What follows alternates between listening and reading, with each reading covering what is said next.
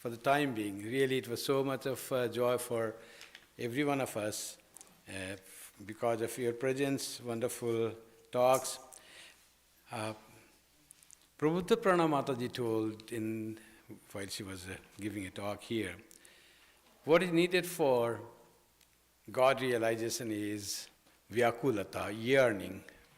And when yearning happens, that was sung in this song, the whole world is dark. I cannot see in the darkness, Mother.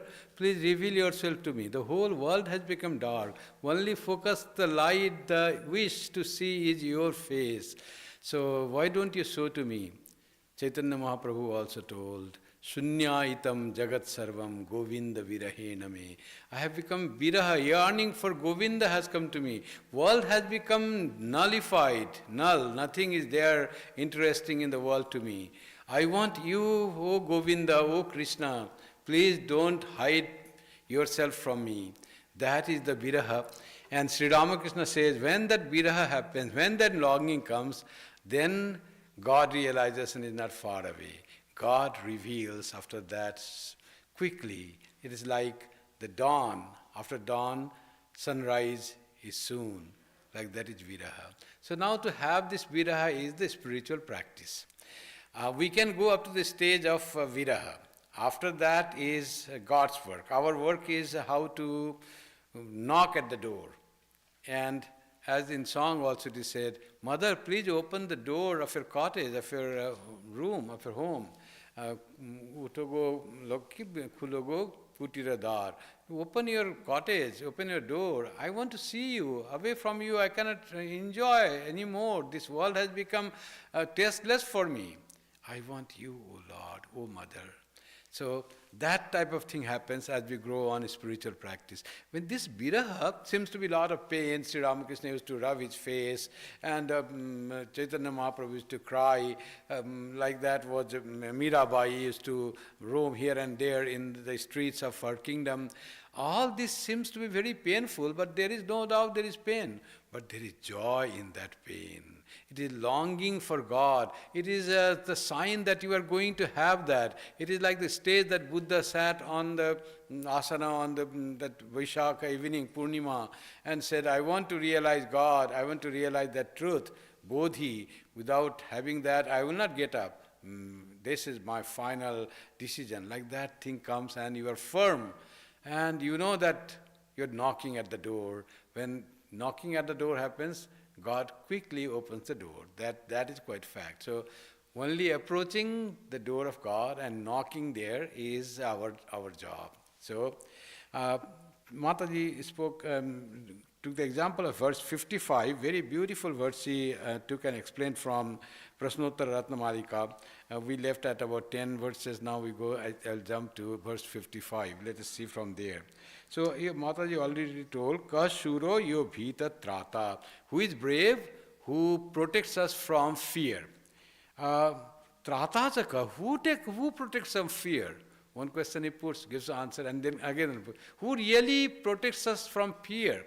Sadguru, the spiritual teacher. He is the one who takes away all our fear, gives us so much strength coming out of knowledge and devotion. So that is the real Guru who does that. Then Guru, we know that. But who is Jagat Guru? The teacher of the whole world? The Shambhu.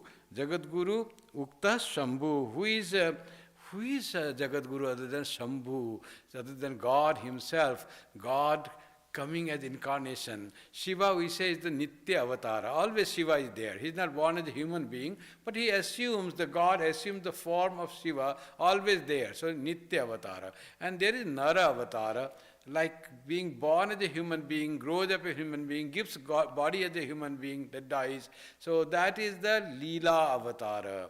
So that Leela Avatara, Krishna, Rama, Krishna, Chaitanya, Jesus, all these are Leela Avatara.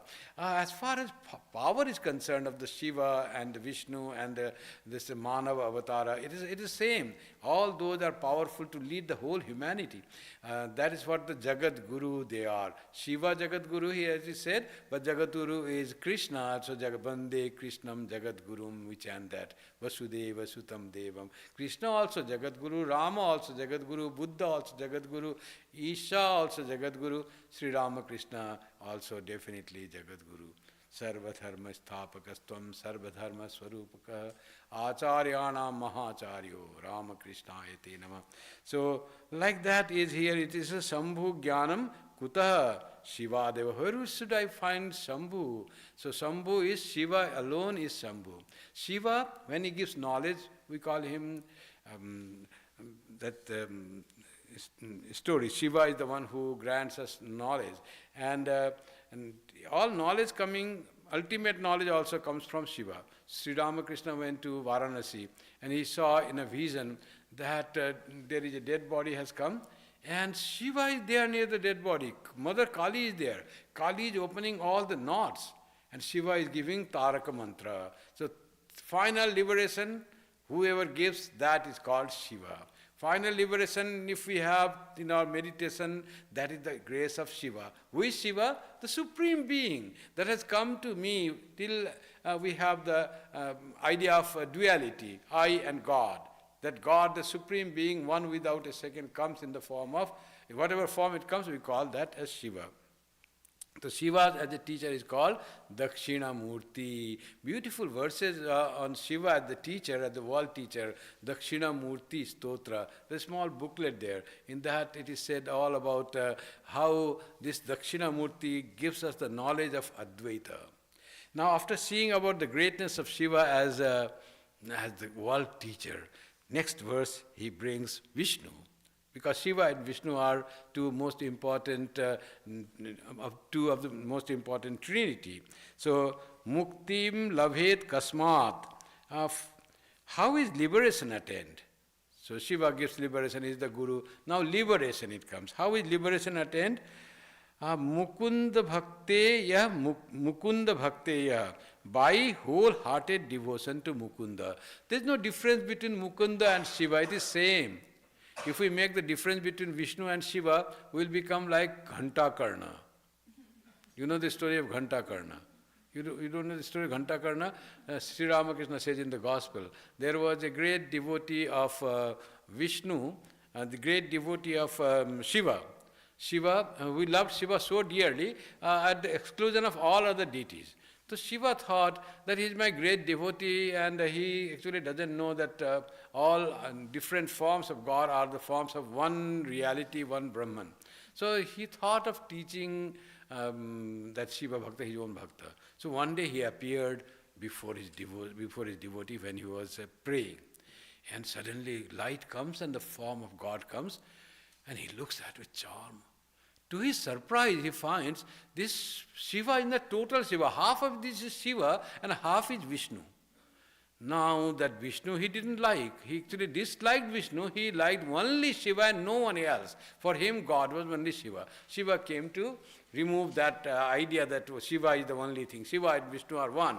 Harihara they call. Harihara. Shiva and Vishnu are one. And then he started worshipping. He's so dogmatic. He started worshipping this Shiva. And when he was doing with Dhupam, he was offering flower. He offers only onto the Shiva food, not on the Vishnu food, only on one food. And then he had to feed food. So he feeds only on Shiva side, not on the center even. Vishnu should not get anything. And then comes the Dhupam, gives the Dhupam. And he finds dhupa, that smoke, is going through both the nostrils. He immediately brings one cotton and puts the nostril on Vishnu's side. No, not for you, only for you. Even Shiva failed to teach his dogmatic disciple, who was very devoted but dogmatic. Here, Shankara, we see how beautifully he brings Shiva and Vishnu. Who gives liberation? Who else other than Mukunda? Mukunda Bhakte, they got. Mukunda ka. Who is Mukunda?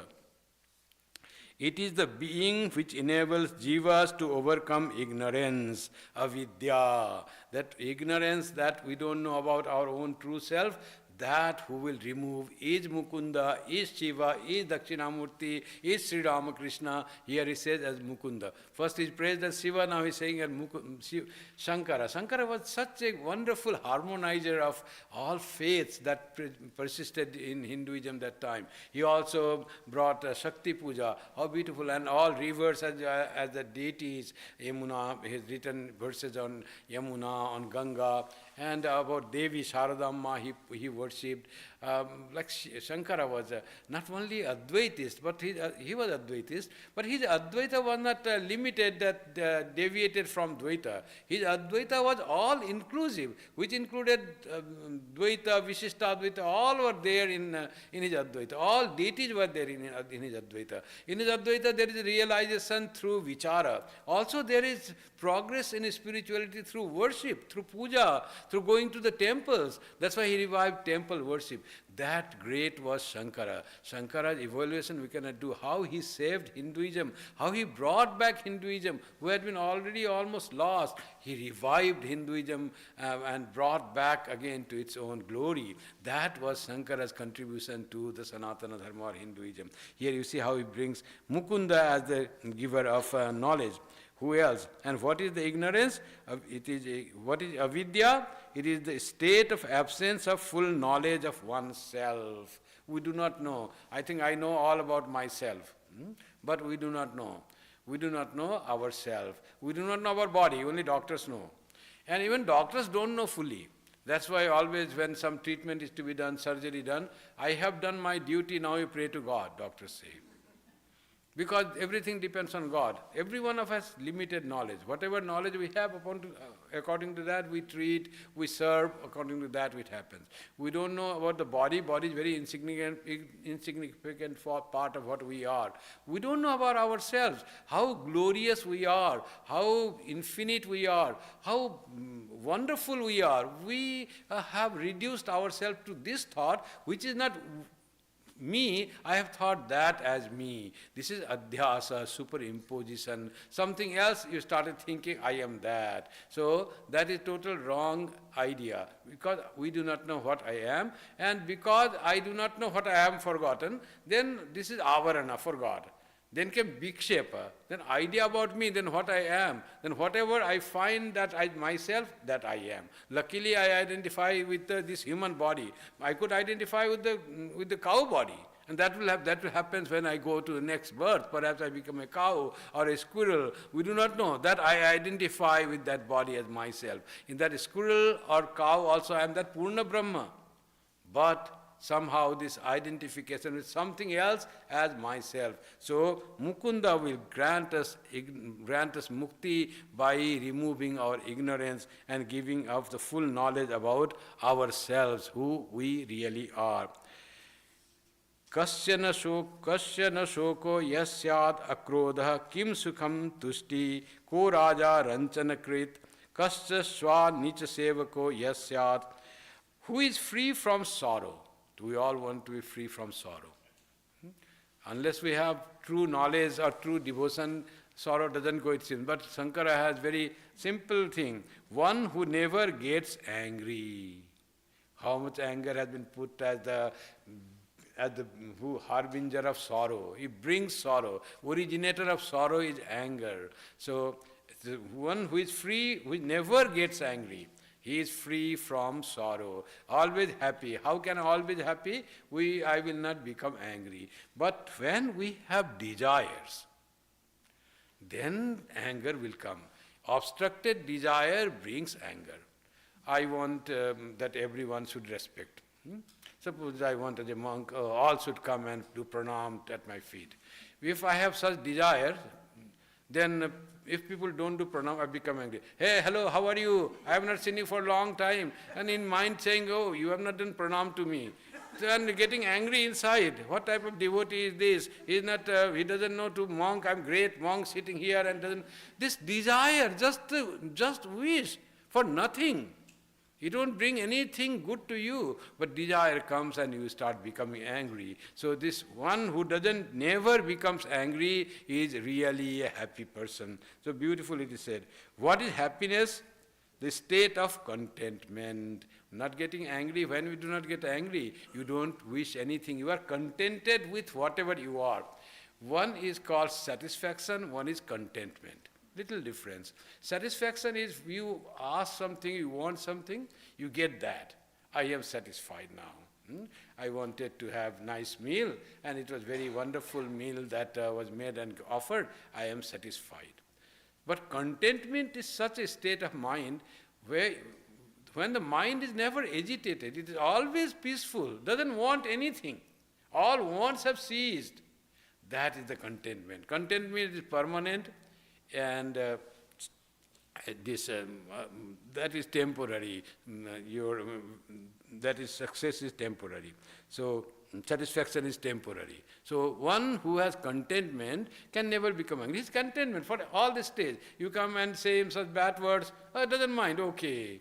He says, praise him, okay, doesn't mind. Everything is fine for that person.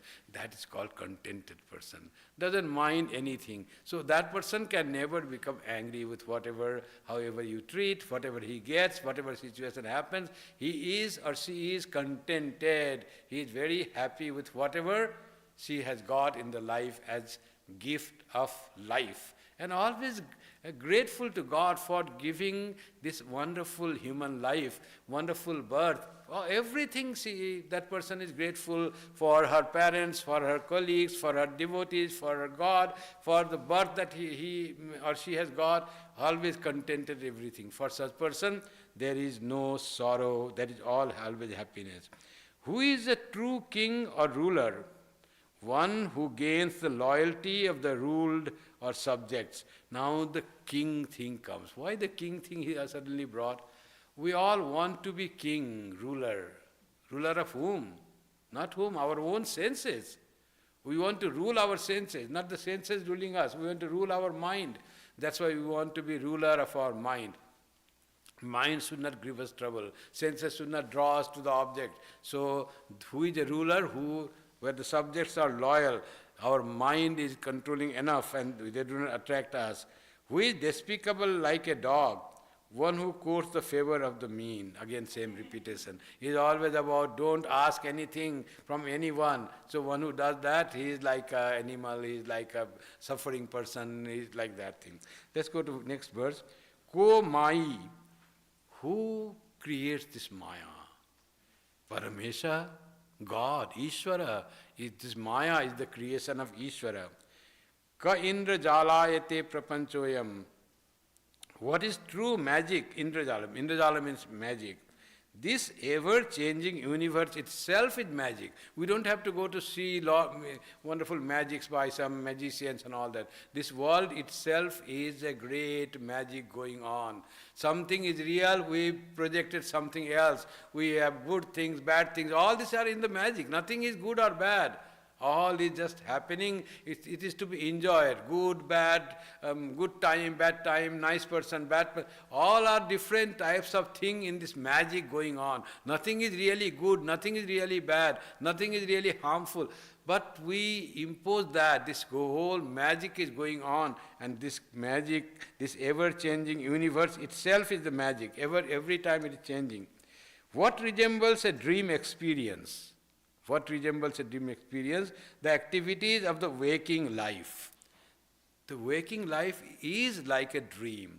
It is not a dream, but it is so akin to dream. You can compare it with the dream. So in the dream we have a similar world. You work, you talk, you have you go to some hall, you eat something and you find things very tasty. The food is tasty, that food is untasty. You find everything that we find in this waking state, we find everything in the dream. And the same experience as we have in the dream, when we wake up, nothing is there. There was no food, no party, we had gone nothing. But how this happened? Our mind created. Similarly, waking state, we are waking, we are doing so many things, we live so long, and it's all like a dream. It is so akin to dream. When this dream breaks, Swami Vivekananda said, I will have a hearty laugh when this dream breaks, he says. So, but the problem is, after one dream breaks, this waking dream, we immediately go to other dream. That's called next life.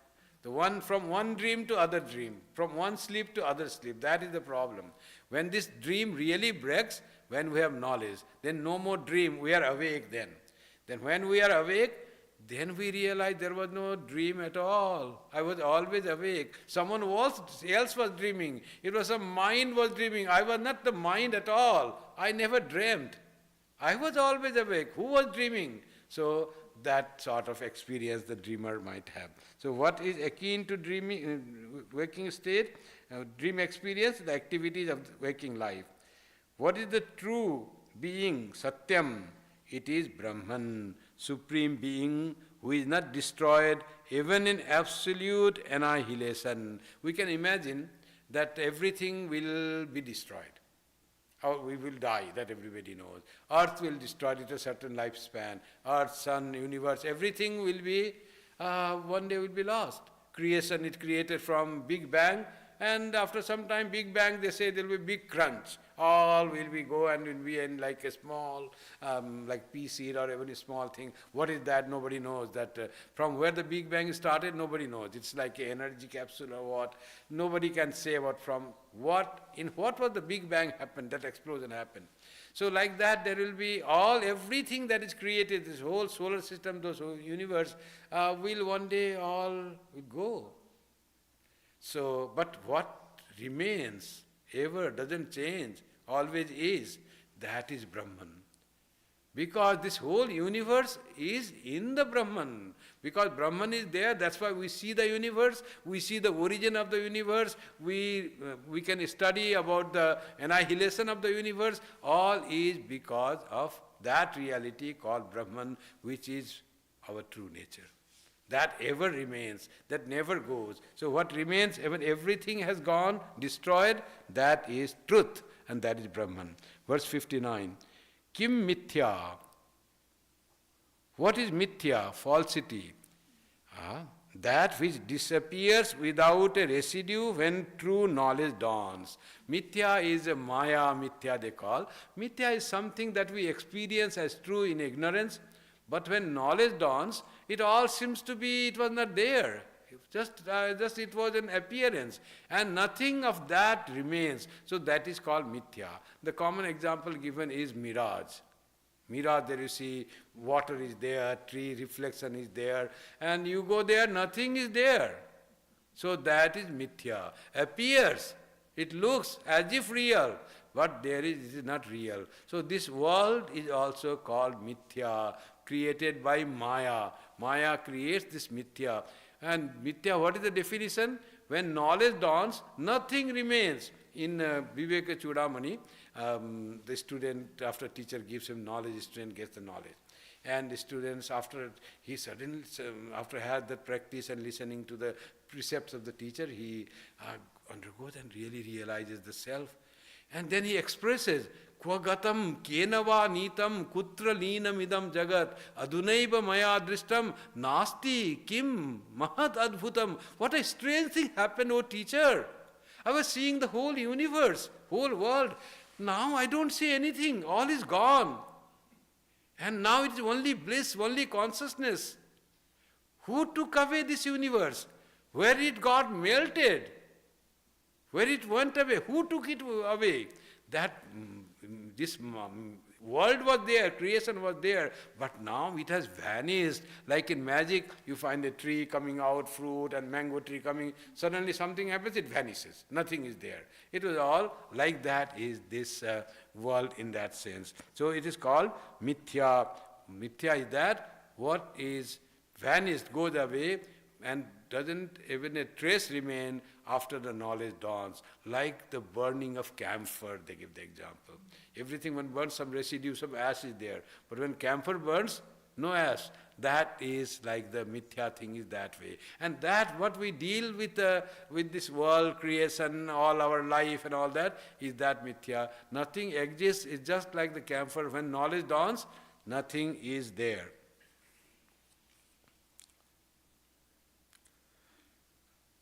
What is called tucham, a wordy fiction, the horn of a hare and similar other entities like sky flower. So tucha, one word is there. Tucha is something insignificant I was talking. This world is also tucha. The real meaning of the tucha, says Shankara, is that only word is there, but no meaning. Shabda and artha. When I say microphone, the meaning is this thing. When you say chair, the word, meaning is the chair. But some words are there, they have no meaning, you cannot show what is that. And the example is Sasasringa, horn of a hare. What is there, horn of a hare? But if you go to and watch the hare, no hare is the horn. So it is like the tuchha, it is mithya, comparing with the mithya and tuchha, it is not there at all. Like akasha kusuma, they say, sky, a flower in the sky. There cannot be a flower in the sky, just word is there. So the thing that there is word but no corresponding meaning, that is called tuchha, says he. What is it that cannot be determined as true or untrue? There was talking about the horizon, that the horizon is not seen. It is there or not there? You see that, but if you go there, you cannot catch. So is there anything like whether it is true or untrue? Experience, but when knowledge dawns, it goes away. When you are in ignorance, you experience as true. And here it says, it is Maya. That is what is experienced as existing due to superimposition by the ignorant, but is realized as sublated or known as non-existing even when experienced. So, for ignorant it is true. For a person of knowledge, it is not there. That is what is Maya. So, sannapi asannapi ubhayatmikano. It is neither real nor unreal. It is not unreal, says Shankara. Neither real nor unreal, Viveka Chudamani. So, Ubhayatmikano, not that it is, even it is not real and not unreal, not even that, now you understand. It is neither real nor real, neither unreal nor real, nor even both. Not real and not unreal, not even that. So, very difficult to understand. That's why he said, Anirvachaniya, that is, it cannot be expressed, such is Maya, it's like the magic. So, that's what he says about the Maya. What is superimposed? Duality. It is one without a second, the Brahman, the reality, the pure consciousness. On that we superimpose something. And what is superimposition? What is superimposed? Duality. Something extra, something other. You bring that and put on that and was that. Rope was there, only rope. And you put another thing you brought, snake somehow, and put on the rope. And it is the dual thing. And you brought a second one, that becomes the duality. Superimposition is possible only when duality. Superimposition is upon something you put another thing. That is superimposition. So on rope is there, you put snake on that. Your mind puts snake on that. So superimposition is duality. Kim paramarthikam syat advaitam. What is supreme reality? Advaita. What is really real? Paramartha, non-duality. There is no dual. Only one reality exists. How does ignorance arise in one? When does ignorance? The often question comes, when did I start feeling that I am Purna Brahma, that I am full of knowledge? How did I fall into this thing and started thinking I am this body, this human body, next time I am a cow body, third time I am a squirrel body, fourth time again human body. When did it start? In which life it start? How long it start? Shankara says, it is anadi or beginningless. That is, has always been existing. You cannot find in time when this ignorance came upon us, that I am this individual. When this ignorance comes, there is no time for this ignorance when it came. That's why this ignorance, ajnana, is called anadi but santa. It has no beginning, but sa-anta, not shanta of the peace, but sa-anta, having an end. This ajnana has no beginning, but it has end. That's why it's called anadi but santa. What sustains the body? What makes body work? It is prarabdha karma, the operative quantum of karma. The karma phala, you know that we have that karma, three kinds of karma: sanchita karma, prarabdha karma, and agami karma. So sanchita karma is huge stock of karma. From that little karma is brought and makes this our life. When we have worked out this karma, still lot of karma remaining there. And that karma will make another life. That we work out another karma. Not only that, while working out the karma in prarabdha, we generate more karma. Like your hybrid car. Hybrid car, battery operated, and you charge if the battery works. And you drive sometime, again battery is full. Because while driving it charges the battery. Like that our karma. Prarabdha karma we are working out. And again we are creating some karma that's called agami karma. It is stored as sanchita karma. Huge bag, how huge bag is the karma we don't know. It cannot be worked out like that. It has to be burnt out by knowledge. When knowledge dawns, all karma, that sanchita karma will be all gone. And what will create next prarabdha? Nothing is there to bring forth your body next. All is gone. Then you are liberated. When our all sanchita karma is gone, agami karma also is gone with the knowledge. What gives us food to sustain life? Longevity or the span of life with which prarabdha has endowed one. That prarabdha is already there. That's why one idea is how long we live and how do we die. Everything is all settled, nothing to worry. So how are we going to die, whether in the bed or accident or some treatment, some illness, nothing to worry. Whatever is written in our that thing, that will happen. It is in the prarabdha all settled there. That's how we have come. So about death we need not worry at all. It is all settled how it is going to happen. Nothing to worry about when death will come, how will I die. I want to die only peacefully while sleeping. Such wish doesn't help. We have seen many sadhus suffering long time in coma. Many sadhus dying very peacefully. So sadhus, great sadhus, realized sadhus, but they were in coma for like a few months, sometimes years. So how this happened? Prarabdha was there, it was meant to be. After that they will have no birth. But that was how they had been born. They will realize God, and whatever is remaining prarabdha will go on, and they will have coma. In coma also, in fact, they are in that realization state when they are jivan mukta. They don't suffer. But we see person as suffering because he is not eating, he is not able to work, he is not able to walk, and we say, oh, person is suffering like that. But death is not coming because prarabdha has not finished. Until prarabdha, the wheel, until there is energy, it will go on. When energy finishes, we will stop. Like that is our prarabdha, is that energy which gives us this life. Ko brahmane rupasyo gayatriagni gochara shambhu gayatryam aditye chagnau shambhu chakim nu tattattvama. What should a wise man commune with in worship? With Shambhu or Ishvara, denoted by Gayatri mantra, the sun and the fire as symbols of communion. What resides as common factor in Gayatri? The sun, the fire and Shambhu, the essence is the same, that is Shiva. So these are all said what leads us to spiritual life in Sanatana Dharma. The Gayatri and the sun and the fire, that is worshipped, and Shiva or Shambhu worshipped. You should try to spiritualize your life with all the instruments that are in your possession, and with that you go forward in your spiritual life and try to attain the truth through the Gayatri. Gayatri mantra, beautiful meaning. I meditate on that effulgence of God, and may He guide my intellect. So when our mind is guided by, intellect is guided by God, effulgent God, then we can do no wrong. So beautiful prayer the Gayatri mantra is. And fire worship was our tradition, and sun is supposed as the giver of all energy for this, a sign of self-luminosity, and Shambhu, the God that we worship. Pratyaksha Devata Ka, who are real God, this in front of you, who is the visible God for one.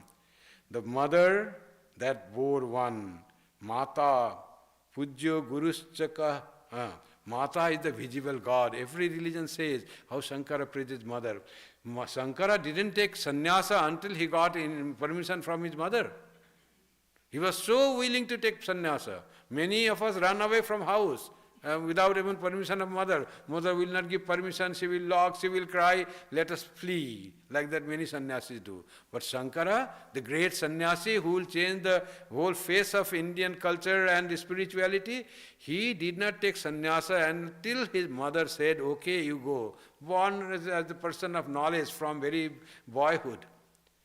And when he was caught by the crocodile, he asked, Mother, now I am going to die, my life finished.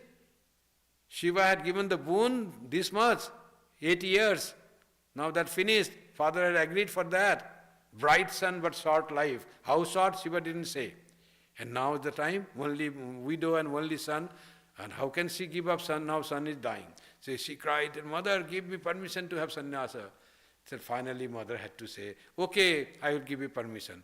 Immediately that crocodile left Shankara. And he renounced the world, went to in search of the Guru, went to all the way to Omkareshwara and found Gaudapada.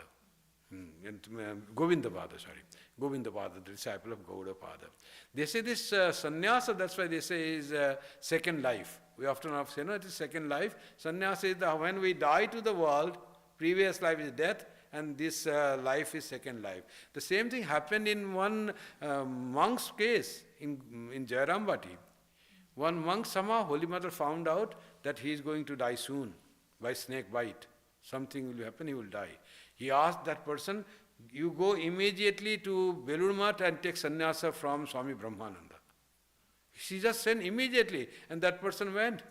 And Brahmananda was here, Raja Mahar Swami, he was president of our order. He was also ready. Yes, I know, I'll give you sannyasa tomorrow. No telephone, no letter, nothing. How did he get information? What mother knew? They are all telepathy, all they used to work like that. And he got sannyasa next year and survived. Otherwise, he would have died. So, because this death of the body, when you take sannyasa, you get a new body. That is the idea, and proven from the life of Shankara. So, mother is the pratyaksha devata, visible God. And pujyo gurusya kaha, who is the elder that should always be respected? One's father. So, this respecting parents, always there. Who is the embodiment of all divinities? A wise man who has achieved the fulfillment of all learning and holy acts. You see, who is the embodiment of all divinities? Any wise person is who has the embodiment of all achievement and fulfillment of all learning and holy acts. That person is called Sarva Dharma Swarupa, embodiment of all divinities. We have Sri Ramakrishna, whom Swami Vivekananda recognized and made that stotra, Sthapaka echa dharmasya sarva dharma swarupaka. You are the embodiment of all divinities, all dharma. So we are so fortunate to have such an ideal before us, whom we can worship, who always have the grace upon us.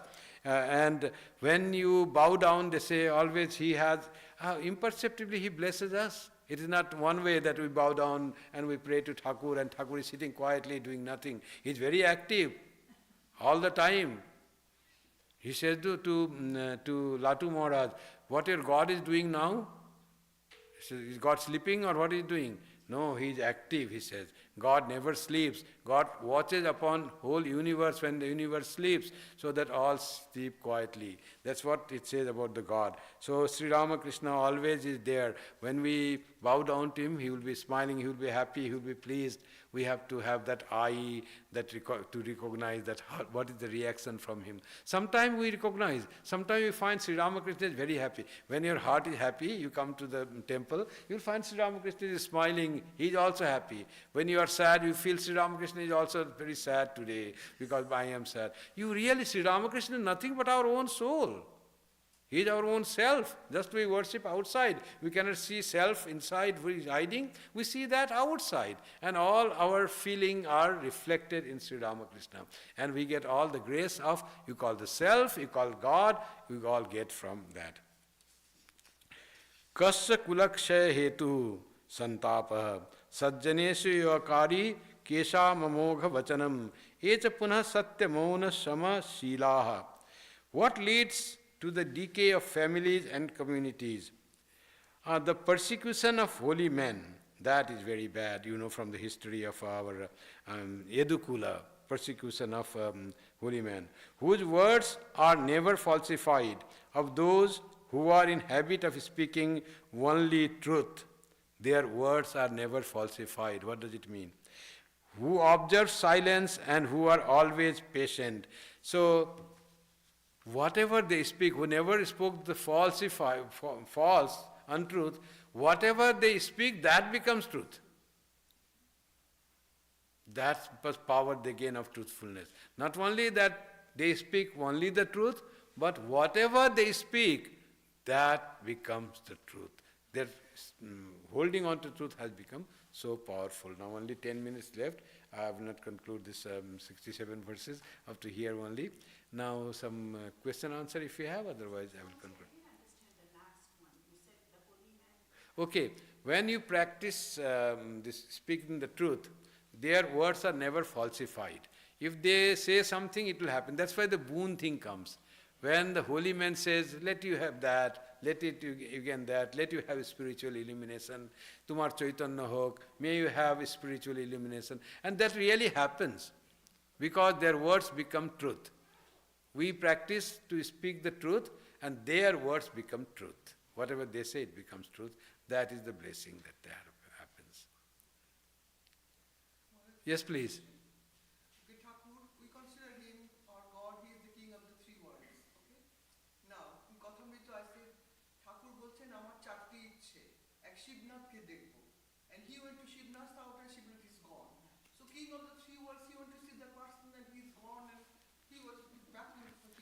In Thakur, there are two ways. One was devotee, one was God. So one who wants to see Shivanath is not playing the role of incarnation. He is playing the role of a devotee of God. So for a devotee, something may not happen. Shivanath is gone. So that is for the devotee, not for incarnation. As incarnation, he says, may you have Chaitanya, may you have spiritual realization. Then all have spiritual realization. But many other things are there where he behaves like a devotee, like a human being. You know the story of Rama. One thing is that is said is Rama's Ramayana was written before even Rama was born. Have you heard of that? Yeah. You haven't heard that. One narration is that. Ramayana was written by our Valmiki even before Rama was born. And then it was written such a wonderful way, and Rama was born, and he was just acting the play that was already written. And at one place, he was crying, and Valmiki came there, and he asked Valmiki, am I doing the acting correctly? Baby by crawling, not even to speak. So Valmiki said, no Lord, I had said here that you are wearing yellow cloth, but you are here wearing blue cloth, a small crawling baby. Then suddenly Rama started crying, baby Rama. Kausalya thought, just now I gave food and all that, why he's crying? So doesn't know, he's not sleepy, why he's crying? So then suddenly he was crawling towards the wardrobe, and he went there and showed something like that. Then maybe he wants to wear some other cloth. She put out that blue cloth and put on the yellow cloth on his body, then he became quiet. Now Valmiki was happy. Whatever I have written is totally followed. So that was the one story, that Rama does the acting of what is already written. So like that is all this, Thakur is doing the role of a devotee and also role of God. All divine incarnation has to play the role of a human being as well as role of the divine being. Yes, please. We heard so many times that we shouldn't take a favor, we shouldn't ask. But all the time we have to ask, and the older I get, I have to ask for more. What does it actually mean? Not asking is what is not needed, that don't ask. What is necessary, you have to rely on your family members. That you have to do. But what is not needed, don't have hankering for that. What is essential, that we have to do. We always do. Can you give me a cup of tea? That is also asking. I'll make Swamiji, I'll make a masala chai. So that is also asking. So there is no problem with that asking. You have to ask what is essential. You have to do. You have to ask for your ride. Can you take me to Vedanta Society? That you have to ask. If you don't drive yourself, you have to ask that. And that is good asking. That is spiritual asking.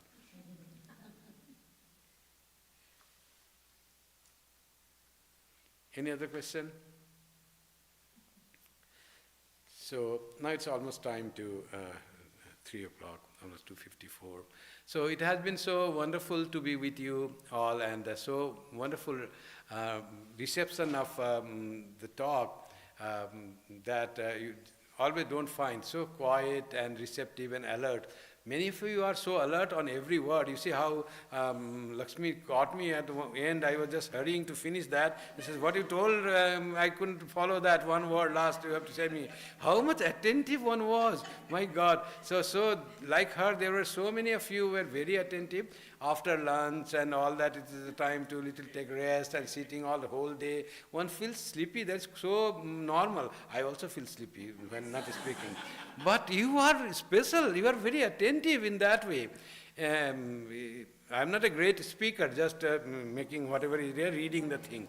But you are so reciprocating so well. I feel so much joy to be with you. And all the source of all this joy is our Swami Atmagyananandaji, who remembered me to call me.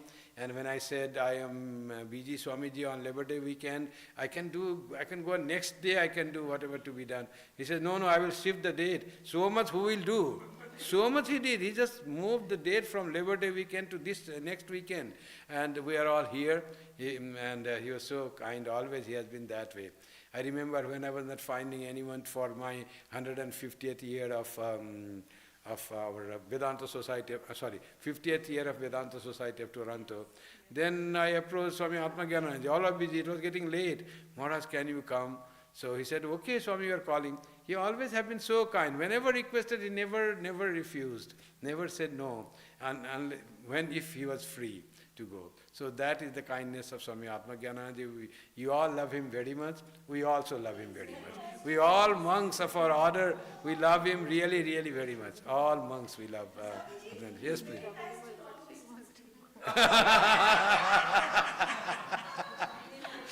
You know what? Sometimes they say, if you get scolding from holy men, it is blessing. It is blessing. If you get that more, you are more blessed. You will be more purified. He will take away all your weaknesses. There are more blessing in store for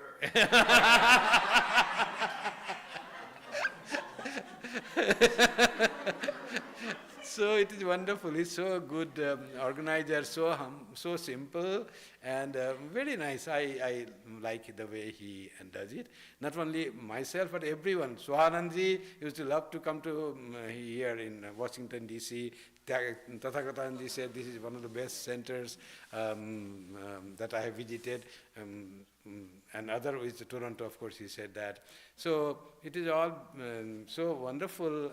He treats us all because he is a true devotee of Thakur and true sannyasi. So I'm very thankful to Atmagyananandaji and getting Bhaswatarandaji here, listening to his talks, seeing his service. He went all the way at night to receive us at the airport. He has been such a wonderful companion to Atmagyananandaji. For him, it would be difficult. You see now Brahmarupanji is not here. Some second person was needed. Otherwise, puja goes on daily. So much of work, so much devotees. Vasudhanandaji's addition has been God-gifted thing for Atmagyananandaji. Such a wonderful companion he got. Very wise. His answers were so to the point. And so difficult question about asking about Buddha didn't do right to take sannyasa. How he defended Buddha's thing. When Buddha didn't do right, that means Swami Vivekananda didn't do right, then you didn't do right to become a sannyasi. The whole sannyasa system is wrong because you are giving trouble, you are not serving your parents. So he beautifully defended. There is dharma and there is parama dharma. And brought Thakur saying, anything you have to listen to your parents for everything except when they become obstacle on the path of your God realization. So beautiful, all his questions were well thought of. So it was so much joy to be here. That's why one day more extended, I didn't just run away after retreat. Let me see what flight is next. I said, I will stay one day quietly, no tension, no retreat, nothing doing. So I'm flying tomorrow back to Toronto. Coming back whenever Swamiji invites, maybe after 2 years. After 2 years, we need to have new faces, new Swamis. Don't ask same Swami to come. It will be like same. Morning you cook one type of curry, for evening you have another type of curry. To have the different dish. So you have to change. So many Swamis, we are lucky to have so many Swamis in North America. You see, so many can come. Some other centers in Europe, there are not so many. They have to have the same. So we are very fortunate in that way. And you are really, really fortunate to have Atmagyananji as your head of the center, what he does is, he really thinks and strives for your spiritual welfare. That is one thing. One thing is only leading the life, somehow center runs, you arrange the programs, puja. One is that way, center somehow it runs. Another is how to make spiritual life of the devotees advanced. What can I do for them? He has all the programs thought for that. He's really a good spiritual leader. So we are very fortunate to have him here, and you are really, really very fortunate. So count all his scolding as blessings for you. So that's a, thank you. Thank you very much. Thank you, it's 3 o'clock.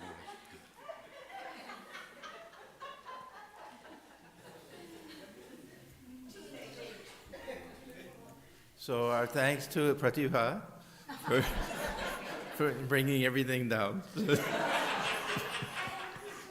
I know. No, it was really a wonderful retreat.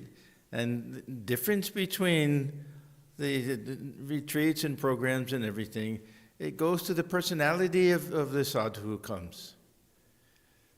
This sweetness and the joyfulness and the simplicity and everything. This is what makes all of the difference. Because we know most of these things. We've heard these teachings and everything. But we have to see, this is the real meaning of Holy Company, we have to see this simplicity and this humility. We have to see it manifest in the life of a person before we can really appreciate it and feel that longing to strive for it.